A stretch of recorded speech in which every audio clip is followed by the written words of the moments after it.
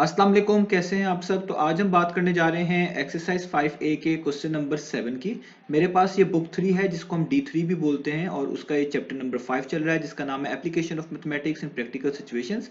इस चैप्टर से रिलेटेड बहुत सा कंटेंट मैं अपने चैनल पर अपलोड कर चुका हूँ। मैंने इस चैप्टर के नेम से एक सेपरेट प्लेलिस्ट भी बनाई हुई है, उसका मैंने लिंक डिस्क्रिप्शन में दे दिया है। अगर आप इंटरेस्टेड हैं बाकी सोल्यूशन में तो आप उस लिंक पे क्लिक करिएगा तो आपके सामने इस चैप्टर की प्लेलिस्ट ओपन हो जाएगी और आपको तमाम कंटेंट एक ही जगह पर मिल जाएगा। इसके अलावा एक फेसबुक पेज भी मैंने बनाया है सोल्यूशन सब के नाम से, आप वो भी विजिट करिएगा। आपके कोई क्वेश्चंस हो, कोई सजेशंस हो तो आप इस फेसबुक पेज के थ्रू मुझ तक पहुंचा सकते हैं। और मेरे पास ये जो बुक है ये बेसिकली 7th एडिशन है। तो 7th एडिशन के लिहाज से ये चैप्टर नंबर 5 बनता है। अगर आपके पास डिफरेंट एडिशन है बुक का तो हो सकता है उसमें यहाँ पे चैप्टर नंबर 5 की जगह पे डिफरेंट चैप्टर मेंशन हो। तो आप जितने भी डी सिलेबस में कहीं पे भी ये चैप्टर आपको मिलेगा तो ओवरऑल कंटेंट सेम ही मिलेगा, तो काइंडली इसको आप मैनेज कर लीजिएगा। तो आइए अब स्टार्ट करते हैं क्वेश्चन नंबर 7 को और देखते हैं कि इसमें क्या लिखा हुआ है, क्या पूछा जा रहा है और फिर इसको हम सोल्यूशन की तरफ इसके बढ़ेंगे। तो मैं यहाँ से रीड करने लगा हूँ क्वेश्चन नंबर 7 की स्टेटमेंट। तो यहाँ पे लिखा हुआ है, a shopkeeper buys 300 identical articles at a total cost of $1500। तो एक शॉपकीपर है जिसने 300 आर्टिकल्स खरीदे हैं और वो आइडेंटिकल हैं। आइडेंटिकल का मतलब है बिल्कुल एक जैसे ही हैं, उनमें कोई भी फर्क नहीं है। और जो टोटल कीमत देनी पड़ी है इन 300 आर्टिकल्स को खरीदने में वो 1500 है, जिसको हम कॉस्ट प्राइस कहेंगे। यानी 300 आइडेंटिकल आर्टिकल जो शॉपकीपर ने खरीदे उस पे जो उसकी कॉस्ट आई है यानी जो उसकी कॉस्ट प्राइस है वो बता दी गई है, वो है $1500। आगे लिखा हुआ ही sales 260 articles at a price that is 20% above the cost price. अब उस इन 300 आर्टिकल में से उसने 260 आर्टिकल्स को बेच दिया है और जिस कीमत पे बेचा है वो यहाँ पे बता दिया है और वो है 20% अबव द कॉस्ट प्राइस। यानी जो इन 260 आर्टिकल्स की कॉस्ट प्राइस बनती थी उन पे आप उनका 20% निकाल लें और वो ओरिजिनल प्राइस में ऐड कर दें। तो यानी 20% बढ़ाने के बाद उनकी कॉस्ट प्राइस पे यानी जो वैल्यू आई है उस पे 260 आर्टिकल्स जो हैं बेच दिए गए हैं। यानी 260 आर्टिकल्स पे एक तरह का आप कह लो 20% का प्रॉफिट है, यानी ओरिजिनल कॉस्ट प्राइस से 20% ज्यादा पे वो बेचे गए हैं। आगे लिखा हुआ है, each of the remaining articles is sold at a price that is 50% of the selling price of each of the 260 articles. अब जाहिर है जो 260 आर्टिकल्स बेच दिए गए हैं, अब जो बाकी बचे हैं 300 में से वो 40 आर्टिकल्स बेचे हैं। तो उनके बारे में यहाँ बताया जा रहा है कि ये जो ईच है, ईच का मतलब ये तमाम के तमाम 40 आर्टिकल्स, इनमें से एक एक आर्टिकल इन सबको बेचा गया है eight a price that is 50% of the selling price of each of the 260 articles. तो हमने जो ये लास्ट में 260 आर्टिकल्स बेचे हैं इनकी प्राइस का अगर 50% निकाल लिया जाए तो उस प्राइस पे ये बाकी 40 आर्टिकल्स हमने बेच दिए हैं। यानी 260 आर्टिकल्स जितने पैसों पे बेचे थे उनकी 50% उस वैल्यू का निकाल लें तो वो जो वैल्यू आएगी उस पे ये बाकी 40 आर्टिकल्स को बेच दिया गया है। तो express the shopkeeper's profit as a percentage of his cost price. तो हमने असल में ये निकाल कर दिखाना है कि शॉपकीपर को जो प्रॉफिट हुआ है उसको हमने लिख के दिखाना है as a percentage of his cost price. Cost price के लिहाज से उसकी परसेंटेज को हमने रिप्रेजेंट करके दिखाना है और जाहिर बात है वो प्रॉफिट है तो उसको हम बोलेंगे profit percentage of his cost price. ये हमने करके दिखाना है। तो उम्मीद है आपको क्वेश्चन समझ आ गया होगा। अब चलते हैं इसके सोल्यूशन की तरफ। तो क्वेश्चन आसानी के लिए मैंने यहाँ पर लिख दिया है, तो हम इसका सोल्यूशन स्टार्ट करते हैं। तो सबसे पहले हम यहाँ पे लिखते हैं कि टोटल आर्टिकल्स हमारे पास कितने थे। तो हम यहाँ पे लिखेंगे टोटल नंबर ऑफ आर्टिकल्स। तो हम यहाँ पे लिख लेते हैं total number of articles. Total number of articles तो वो थे 300। तो हम यहाँ पे लिख लेते हैं 300। अब हमें क्वेश्चन में बताया गया था कि 300 आर्टिकल्स की जो कॉस्ट प्राइस है तो $1500 है। यानी शॉपकीपर ने 300 आर्टिकल्स खरीदने के बाद $1500 पे किए हैं।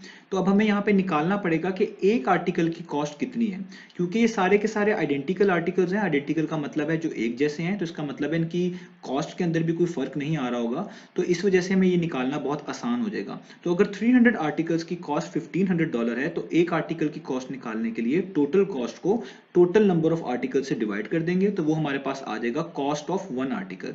तो इसलिए हम यहाँ पे लिखेंगे कॉस्ट प्राइस, जिसको हम शॉर्ट करके लिख रहे हैं C.P, यानी cost price of one article. Cost price of one article. तो ये निकालना बहुत आसान है, जैसे कि मैंने भी आपको बताया। तो टोटल जो वैल्यू है यानी टोटल प्राइस जो है वो है $1500। तो आप $1500 को डिवाइड कर दें किस पे, 300 के ऊपर।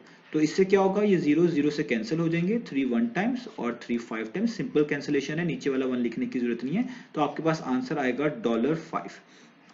इसका मतलब एक आर्टिकल की जो कॉस्ट पड़ रही है शॉपकीपर को, एक आर्टिकल की जो कॉस्ट प्राइस है वो $5 है। अब आगे क्वेश्चन में कहा गया था कि जो बाकी जो ये 260 आर्टिकल्स हैं यहाँ पर, उसमें 300 में से 260 आर्टिकल्स को सेल आउट कर दिया है उसने 20% अबव द कॉस्ट प्राइस, यानी जितनी की कॉस्ट प्राइस थी उसका भी 20% अबव पे उसने ये 260 आर्टिकल्स बेच दिए हैं, सेल आउट कर दिए हैं, यानी उसको एक तरह का प्रॉफिट हुआ है इन 260 आर्टिकल्स के ऊपर, और वो टोटल 20% बनता है कॉस्ट प्राइस का, ये बताना चाहा है क्वेश्चन के अंदर। तो हमारे पास पता है कि एक आर्टिकल की कॉस्ट प्राइस $5 है, तो अगर 20% प्रॉफिट हुआ है तो हमें इस $5 का ही 20% निकाल लेना चाहिए, ताकि हमें पता चले प्रॉफिट कितना हुआ है और कितनी वैल्यू टोटल बनती है जिसपे वो एक आर्टिकल को सेल आउट उसने किया, और वो 260 आर्टिकल पे टोटल ओवरऑल उसको 20% प्रॉफिट हो गया। तो अब हम यहाँ पे पहले 5 का 20% निकाल लेते हैं, जो कि बहुत ईजी है, मैं यहाँ पे निकाल के दिखा देता हूँ।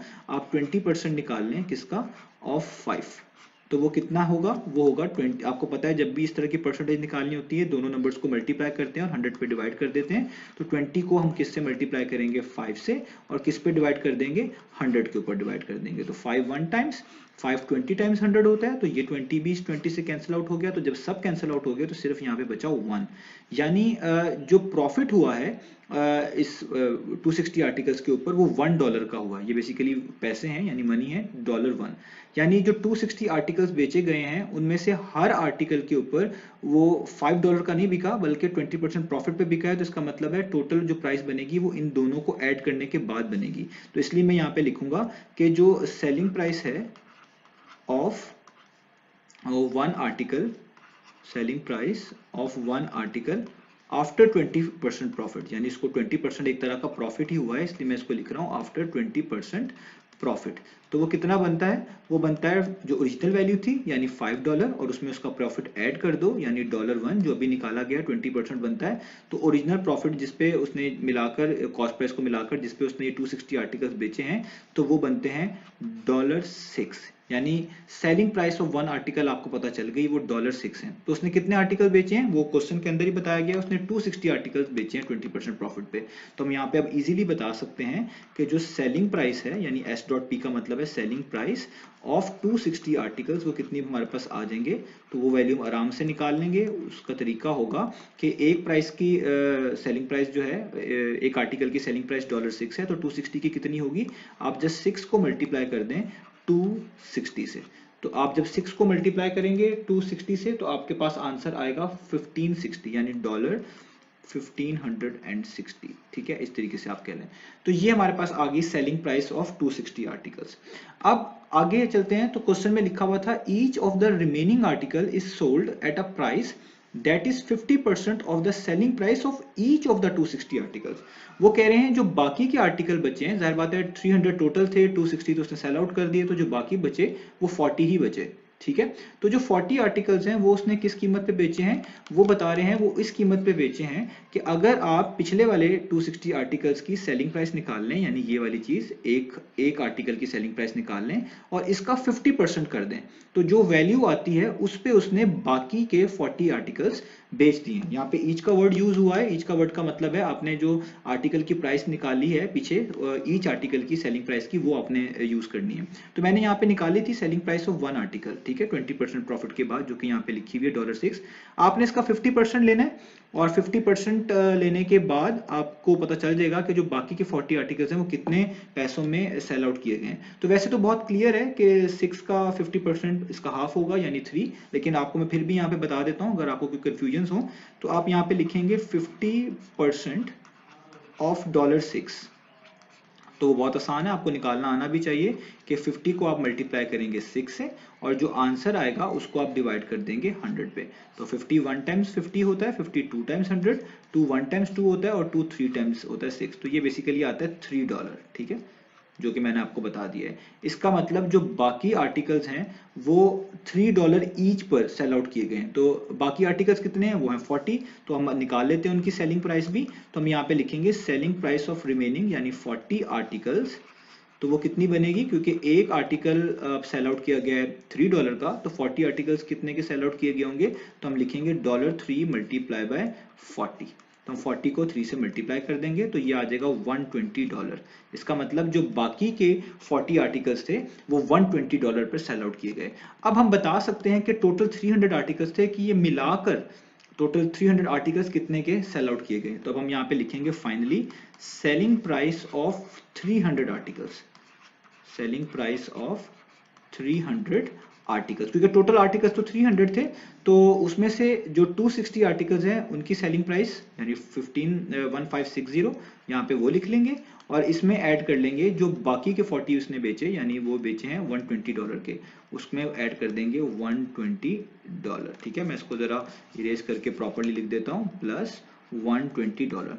तो ये फाइनल सेलिंग प्राइस होगी टोटल आर्टिकल्स की, यानी 1560 में आप ऐड कर दें 120, तो आपके पास आंसर आ जाएगा $1680, 1680। ठीक है, तो अब हमारे पास कॉस्ट प्राइस भी मौजूद है 300 आर्टिकल्स की, और सेलिंग प्राइस भी मौजूद है। तो देखें ऊपर ही कॉस्ट प्राइस तो खुद ही बताई हुई थी, वो 1500 थी, यहाँ पे हमने यूज भी करी 300 आर्टिकल की, और सेलिंग प्राइस भी हमने निकाल ली है एक तरह की 300 आर्टिकल की।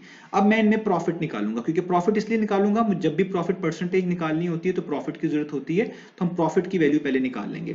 तो यहाँ पे प्रॉफिट का फॉर्मूला आपको आना चाहिए, तो प्रॉफिट का फॉर्मूला होता है selling price minus cost price. S dot P का मतलब है सेलिंग प्राइस और सी डॉट पी का मतलब है कॉस्ट प्राइस। तो सेलिंग प्राइस तो यहाँ पे लिखी हुई है 300 आर्टिकल्स की, वो है $1680, और कॉस्ट प्राइस बताई हुई थी क्वेश्चन में टोटल, वो थी 1500, यानी जो उसको एक्चुअल कॉस्ट प्राइस जिसपे उसने 300 आर्टिकल्स खरीदे थे।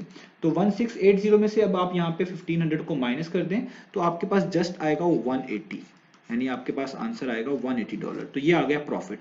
अब जस्ट हमने, क्योंकि प्रॉफिट परसेंटेज में लिख के दिखाना था, जो क्वेश्चन में कहा गया था कि प्रॉफिट परसेंटेज निकाल के दिखाओ, तो हमें प्रॉफिट परसेंटेज भी का भी फॉर्मूला आना चाहिए।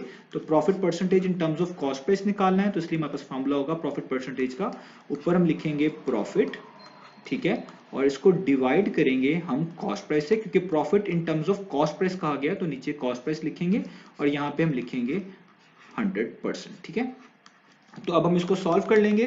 तो प्रॉफिट की जगह पे प्रॉफिट की वैल्यू वो भी ऊपर निकाली हुई है, वो है $180, तो यहाँ पे हम लिखेंगे $180, और नीचे आएगी कॉस्ट प्राइस। कॉस्ट प्राइस कितनी थी वो यहाँ पे भी लिखी हुई है, $1500 थी, तो हम यहाँ पे लिखेंगे 1500, ठीक है, डॉलर एक तरह का लिख लें, और यहाँ पे आपके पास आ जाएगा 100 और परसेंटेज। ठीक है, अब आप इनको सॉल्व कर लें, लेट से ये जीरोस इस जीरो से आप कैंसिल आउट कर लें, ऊपर है 180 और नीचे है 15, तो 180 को आप डिवाइड कर लें 15 के ऊपर, तो आपके पास आंसर आ जाएगा 12। ठीक है, 15 1 टाइम्स 15 और 15 12 टाइम्स 180, तो आपके पास जो प्रॉफिट आया वो बेसिकली आया 12, और ये परसेंटेज का साइन आप यहाँ पे यूज कर लें, यानी 12%। ठीक है, तो प्रॉफिट हुआ है हमें 12%, और यही हमने फाइंड आउट करके दिखाना था। तो ये हमने प्रॉफिट परसेंटेज निकाल ली है in terms of cost price, यही रिक्वायर्ड वैल्यू थी, और ये आई है 12%। तो ये हो गया हमारे पास क्वेश्चन नंबर 7। इंशाल्लाह नेक्स्ट वीडियो से मिलेंगे बाकी सॉल्यूशंस के साथ।